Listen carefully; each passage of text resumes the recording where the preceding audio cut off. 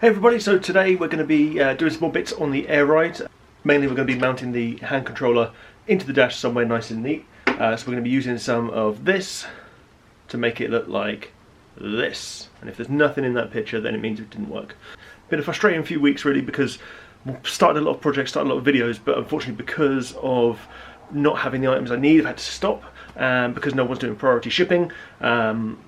It takes quite a while for bits to come in, so I've sort of done a list of stuff, and this is one I think I can do without any other bits. Hopefully though there should be quite a few videos following after this to do with the air ride, to do with the 180SX, to do with interior stuff, so keep watching and there'll be some more cool stuff coming soon. For this one, what we're going to do is we're going to mount it in the centre console. So here is the centre console out of my Skyline, and if you see on this bit here we've got the cup holder section which flips up and gives you the cup holders in there.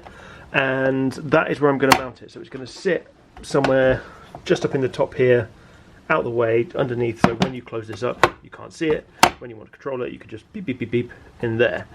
So just so happens that my old 34, this one you can see in the background here, when I fitted the hydro to it, the actual cylinder sat right here, so I actually took out the old cup holder, and it's probably the only piece I've got left of that car.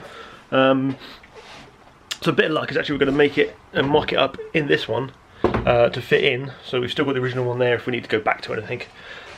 So we're going to use that MDF, we're going to make a base plate, and then we're going to make a plate that it sits into, and then trim that all with some suede to make it all look nice and flush when it goes in. We're also going to be starting the sound deadening on the boot, so sorting out where everything goes in the boot and laying a load of sound deadening down in there to keep it quiet, because those compressors can be pretty loud.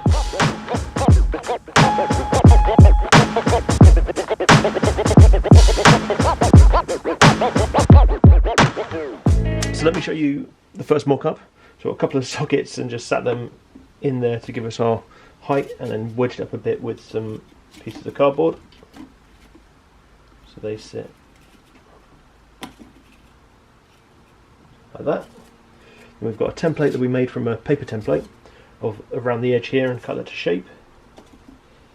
And that sits in like so, and then just fits over the top like that. So that's going to be our base to work from. Obviously we want to sit this a little bit further down because the trimming is going to come up a little bit higher.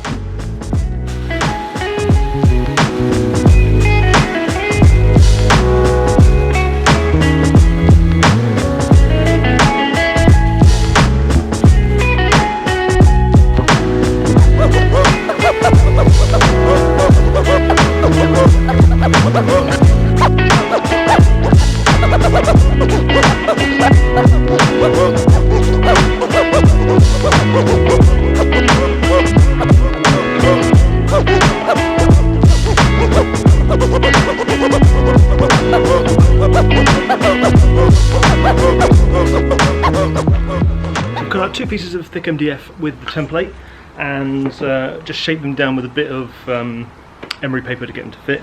And what I've done is I've cut 3 holes in the bottom, or drilled, should I say, 3 circular holes in the bottom of the cup holder. And what I've done is I've put a bolt in there with a nut each side to hold it in place. So what I can do is I can then adjust it with the top nut to get it to the right level that I want everything to sit at.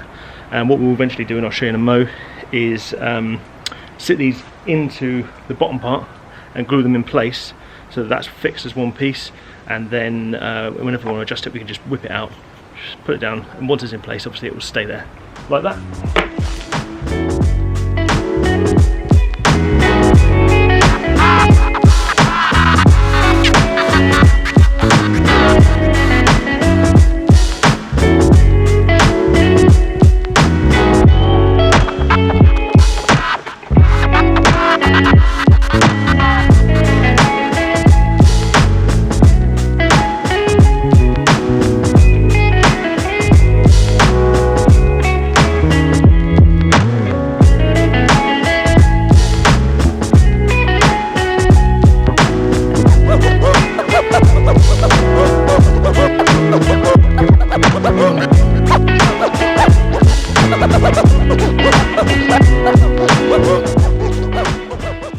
Cool, so we've chiseled out the inside of this piece here for our nut to go in, and what we're going to do is going to mix up a load of this stuff. It's a Gorilla Glue epoxy, 2-part glue, and just bung that in there and then sit the bolt into it and let that dry in place. And then we're going to have one fixed piece to be able to sit everything else on. I've also trimmed down and cut out another piece because I wasn't quite happy with the finish on the first one, for the top part, which is going to be cut out for the controller to sit into. So I've drilled holes all the way through on this one, purely so that the glue can sit into it and it just forms a bit more of a sturdy base for it to sit on. So that's why I'm going to sit onto this bit of paper, so that I can just rip that off when we're done. But we're going to use this, probably this side, to mix up our glue. So nice and simple.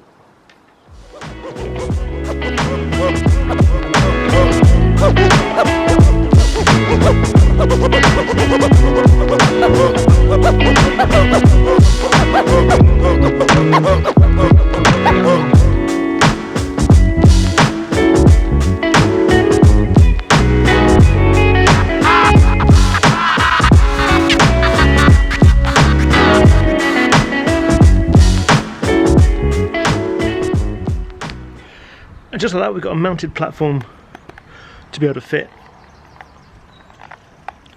our bevel into. So we're going to take this one here, which sits in place on top there, and we're going to mark out on our controller just exactly where we want it to sit. Now, because it's quite close on this side here, what we're going to do is we're actually going to sit it just slightly off the edge. That'll be fine because it'll be held down by the bottom of here, just to give us enough room on the side here that it's not going to break through when we cut it. So let's sit this down into there where it's going to sit. I'm going to sit the controller on top and then just mark round where I want it to go.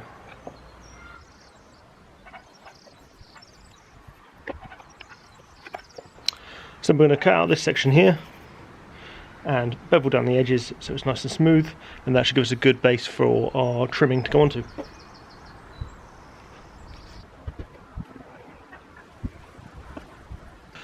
So having glued the top frame onto it, I've also just sprayed it lightly in a bit of black, just so that when we coat it, if the fabric stretches, you can't see any wood between it. I've drilled a hole in the back here, and that is for our power cable for the air ride controller to go through. So in assembly, what I'm going to do is I'm going to poke that through the third hole, the spare one that we put in here. I'm then going to poke it through the hole in there. I'm then going to pop it into the controller, so it just sits in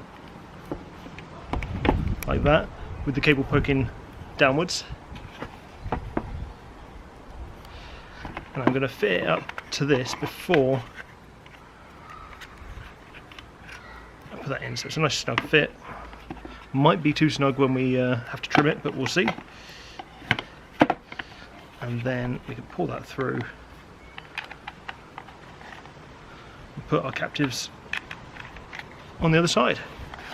And that is then fit in there, and we're just going to clean everything up, trim it with some suede type finish, the same stuff that I actually did the roof lining in, and that should look all nice. Also, when I did the headlining, I replaced all of the plastics and trims with S15 plastics. So this is the suede that we're going to use. It's like a faux suede finish, but it's got a foam type backing on it, so we're going to peel that off, because otherwise it'd be too thick for us to use, and we'll just get in the way of it. So we'll just get that off, and we'll use a bit of spray glue to stick it all down.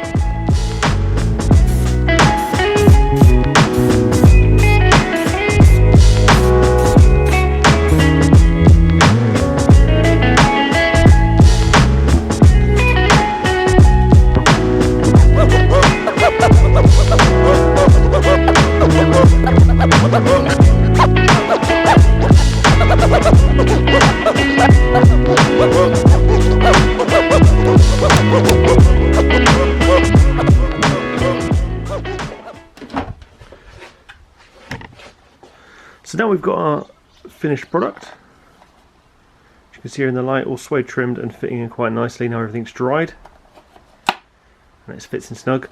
It's just time to install it into the center console.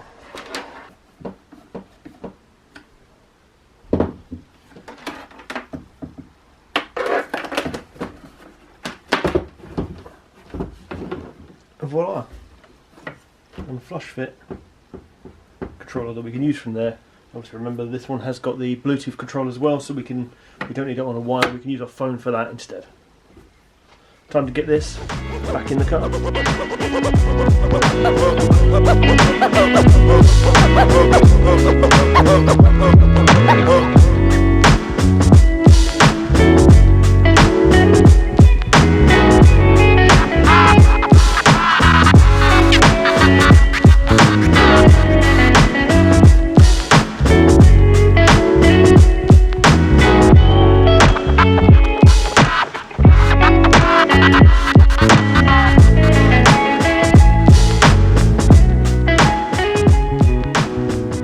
So as I've got some extra time left today, we're going to whack some sound deadening in the boot to get that ready for the boot install, which will be one of the next videos. All I'm going to do is just tidy the whole thing out and give it a coating of this pretty much all the way around. And that should quieten down the compressor, but also give us the better sound quality from the speakers on the shelf and also the subwoofer.